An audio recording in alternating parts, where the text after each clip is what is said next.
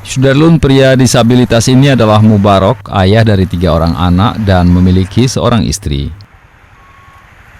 Saban harinya penduduk Penaron ini duduk di salah satu sisi jembatan Gampung Besa, Aceh Timur dan bisa mengumpulkan uang 100.000 hingga 200.000 rupiah.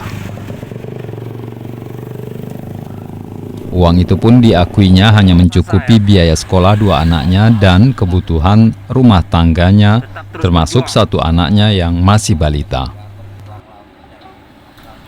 Kenapa? Kan belum tahu Pak, itu nih jelas sana masuk ke sekolahnya SMA udah lah. Nah, nanti Pak tahu ada rezekinya kan nggak tahu kita.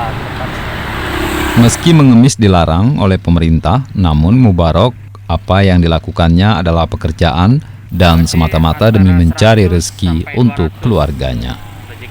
Ia pun mengabaikan resiko kecelakaan dan bersyukur selama ini bisa membiayai sekolah anaknya dan menutupi kebutuhan rumah tangga.